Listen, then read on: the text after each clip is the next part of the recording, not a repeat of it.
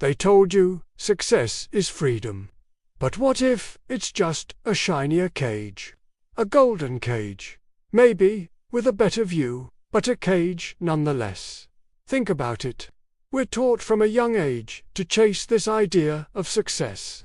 Get the grades, get into the good school, land the high-paying job, climb that corporate ladder.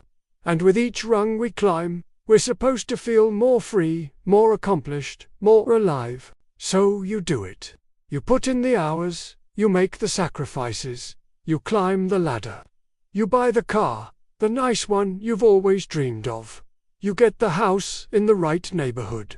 You post the life, curating this perfect online persona that screams, "I've made it." You've checked all the boxes society handed you. And yet, there's this quiet, nagging feeling in the background, isn't there? This sense of emptiness that the next promotion, the next purchase, the next like just can't seem to fill. Why is that? It's because the success that society sells us isn't really freedom at all. It's just decoration. It's fancy wallpaper for the prison walls we've built around ourselves. You think you own your success, but the truth is, your success owns you. You become a slave to maintaining the image, to funding the lifestyle, to proving your worth over and over again. You're no longer in control. The illusion is the very things that were supposed to set you free have become the chains that bind you. The system is brilliantly designed this way.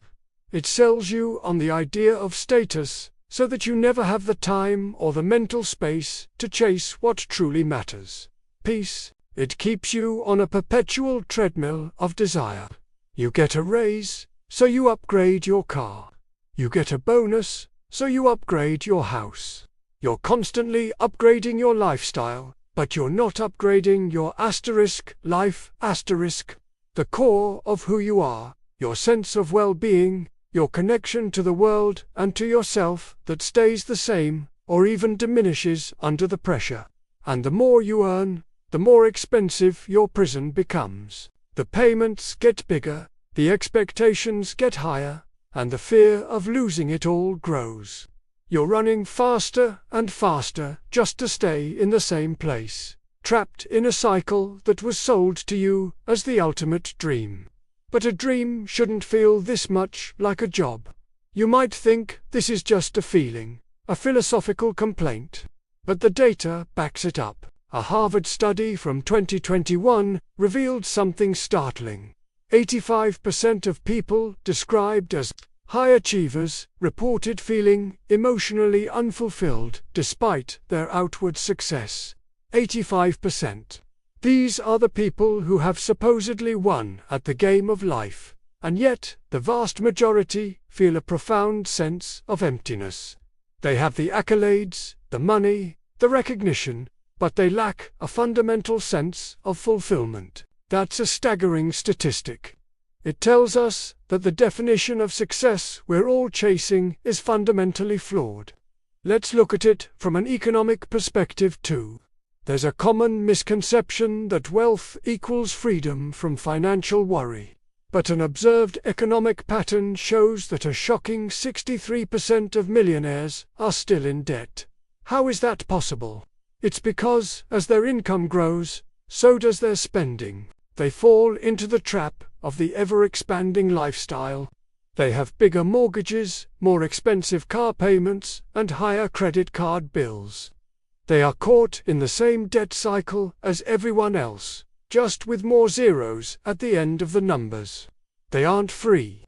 They're just managing a more complex and high-stakes version of the same financial prison. The psychology behind this is fascinating and a bit scary. When you achieve a goal and a promotion, close a big deal, by that luxury watch your brain releases a shot of dopamine. It's a short-term high. It feels good, rewarding you for your effort. But here's the catch. These dopamine highs are temporary. They fade quickly, and what comes after? For many, it's a deeper sense of dissatisfaction, a void that feels even larger than before. This is called the hedonic treadmill. You get used to the new reality, the new level of success, and it becomes your baseline. To get that same high again, you need a bigger achievement, a more expensive purchase. It's a never-ending chase for a feeling that, by its very nature, can't last. You're essentially an addict, and your drug of choice is achievement. So, what's the way out? How do you break free from this golden cage? The solution isn't to reject success entirely, or to go live in a cabin in the woods. Lest that's your true calling, of course. The solution is to redefine what success means to you on your own terms. It's a personal revolution. It starts by shifting your priorities. Choose peace over possessions. That internal calm, that ability to sleep soundly at night, is worth more than any designer, brand, or luxury item. A quiet mind is the new luxury. Choose purpose over applause. Instead of chasing the approval and validation of others, chase what gives your life meaning. What makes you feel alive? What impact do you want to have on the world, even in a small way? The roar of the crowd is fleeting, but a sense of purpose is a fire that can warm you for a lifetime. And most importantly, choose freedom over fame. True freedom isn't about being recognized on the street. It's about having control over your time, your most precious and non-renewable resource. It's the freedom to be present with your loved ones, the freedom to pursue hobbies that bring you joy, the freedom to simply be, without the constant pressure to become something more. This isn't an easy path. It requires you to consciously unlearn a lifetime of conditioning. It means saying no to things that society tells you that you should want. It means being brave enough to look different, to have different goals from your peers. It means finding your worth within yourself, not in your bank account or on your resume. But the reward is immeasurable. It's the difference between decorating a cage and building a life. The cage looks golden till the light fades. When the applause dies down and the dopamine wears off, what are you left with? Is it the heavy weight of expectations and the cold bars of a prison you built yourself? Or is it the lightness of being, the warmth of purpose, and the expansive freedom of a life lived authentically? The choice, ultimately, is yours. Thank you so much for spending this time with me. If this resonated with you, I'd be so grateful if you'd like this video and subscribe to the channel for more conversations like this.